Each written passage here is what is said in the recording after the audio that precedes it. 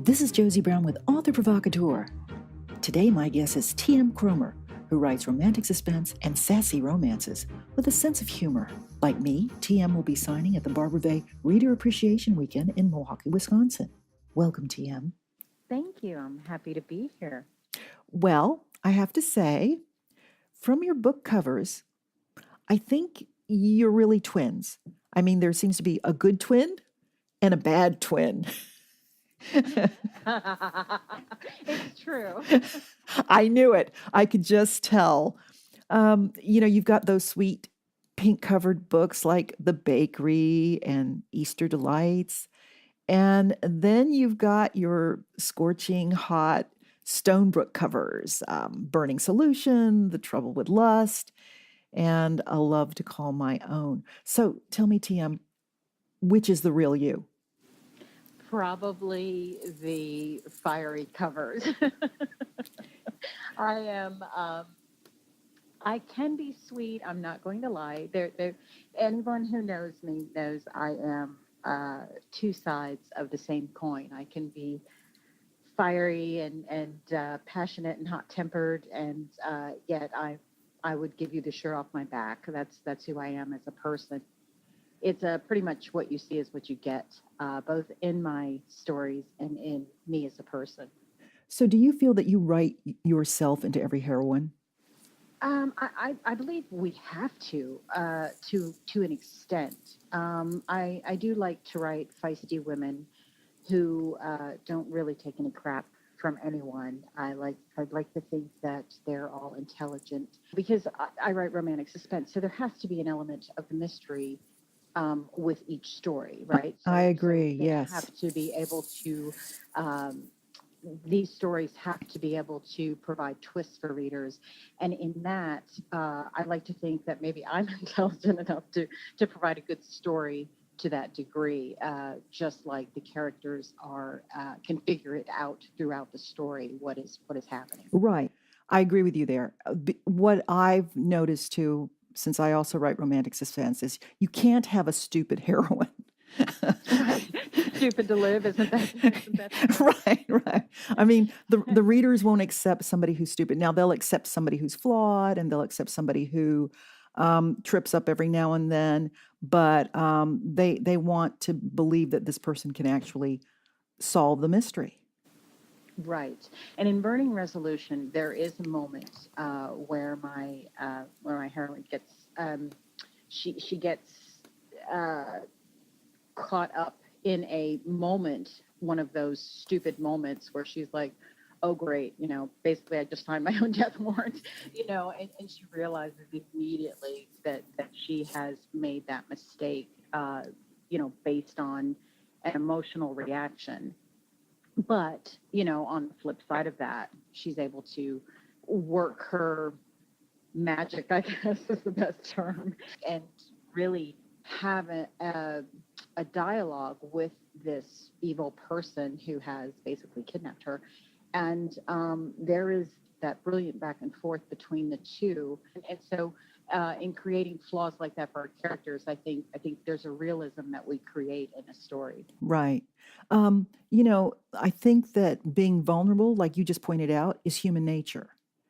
And if you don't show that vulnerability, then you're a cardboard cutout. And you don't write cardboard cutouts.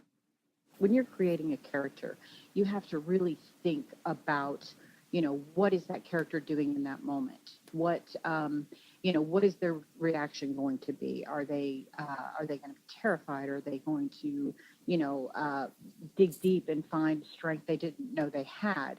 But whichever way and whatever you write this character or create this character's development, you have to add realism to who they are, so that a reader can relate.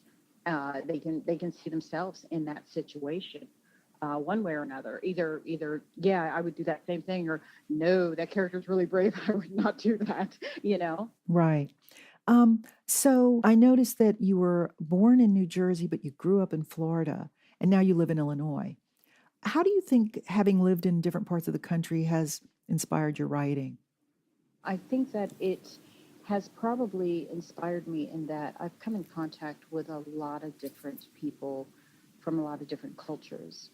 Even so much as when we lived in Florida, we tended to travel a lot. We went to Mexico, we've been to the Caribbean, we've been over to England and Ireland. And so I think to a degree, when you travel or move or live in various locations and you meet people of all shapes, sizes, personalities, uh, it can only help you because if you are a studier of people the way I like to study people, I could sit on a park bench and watch people for hours.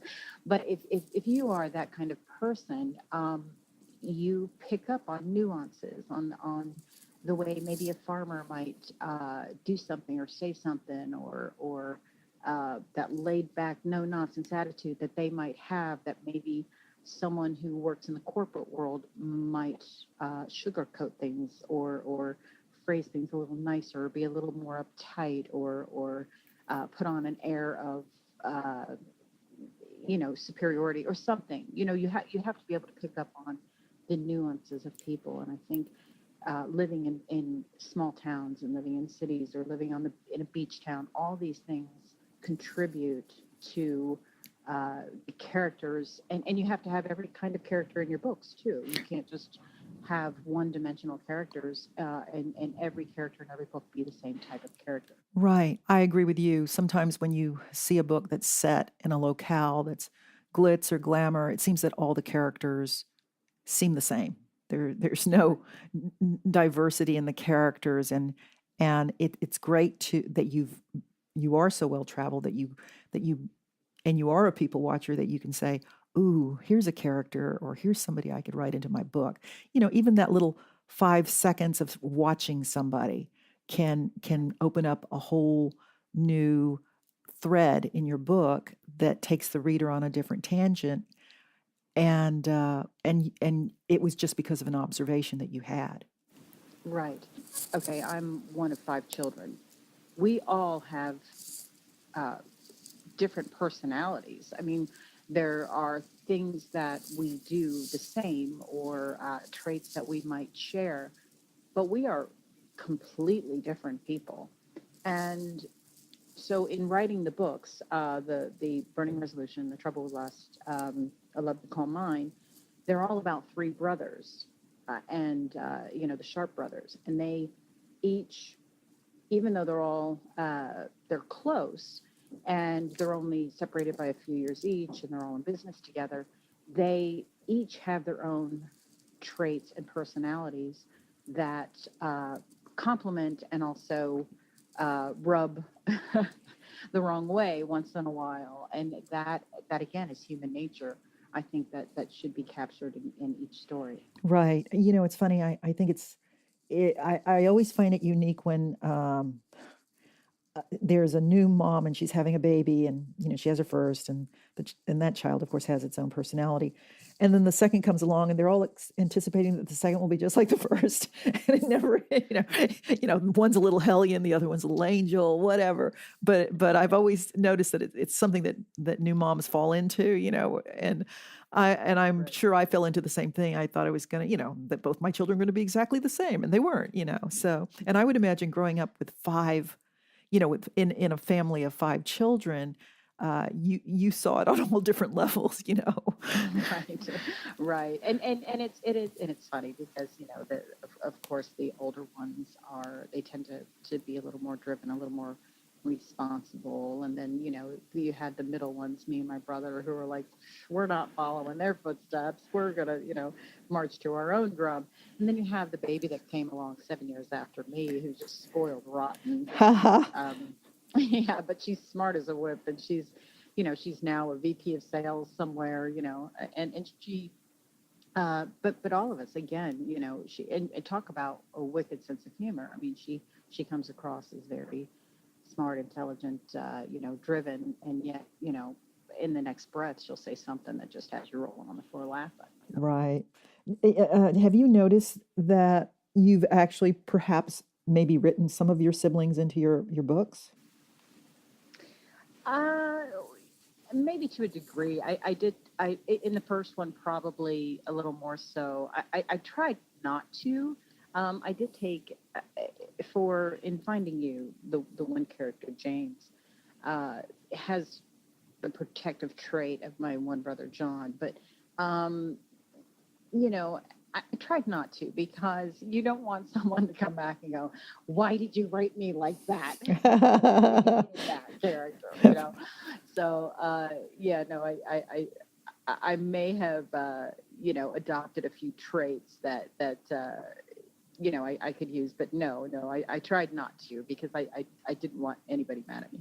Right. I don't blame you. You know how siblings are. Oh, yes. Oh, yes. Yeah. Which books do you think you're going to be taking to Barbara Vay? I'm definitely taking Burning Resolution, The Trouble with Lust. I'm hoping to finish the third book in that series, which is I Love to Call Mine. That's Dane's story. And unfortunately, he hasn't been speaking to me lately. So he's kind of on a back burner. I did start a new series about the Thorn Witches. It's a paranormal romance, which the first book will definitely be done and printed. I'm hoping to Wow. have the second one done and printed for that. Yeah, So tell me a little bit about the Thorn Witches. it's funny. A reader and I were going back and forth in the Facebook chat back in November, and I had mentioned that I, really wanted to do something along those lines, and we just started being really silly and throwing back ideas back and forth to each other. And, basically, I came up with a reverse Disney princess. Every time she swears, she sneezes, and then mice come instead of the whole singing and they come and help you clean up. These mice come and they're all, form a little mice army. It's okay, we're gonna take on someone. Right.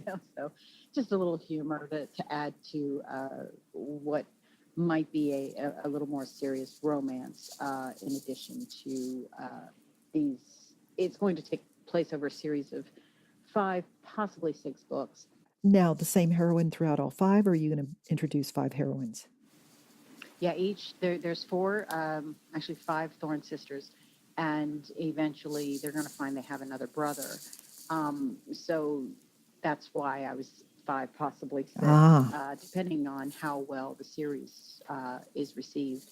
I will continue to write stories because I have so many characters for these books that I could write them forever. They seem to be writing themselves. I started writing the first in the series, Summer Magic. I started writing that in January. I'm only maybe a chapter from finished. I just have to kind of wrap up the end for that. But I've already started the second book, so I'm almost at the halfway point of the second book for the sister in Autumn Magic. wow. Isn't it funny when your books take over you and you become, they're like, you're just the cipher. They're they're the master and you're not anymore. It's true, and you've probably found that. I mean, you can be anywhere and an idea strikes. I mean, you're in the shower and suddenly you have to hurry up and rinse your hair so you can get out and get this on paper, so to speak, and or in the hot tub or in, I could be driving down the road and go, oh, I have an idea, and it just flows, and I wish I had something to record this, and I don't want to lose it before I get to the store. you know.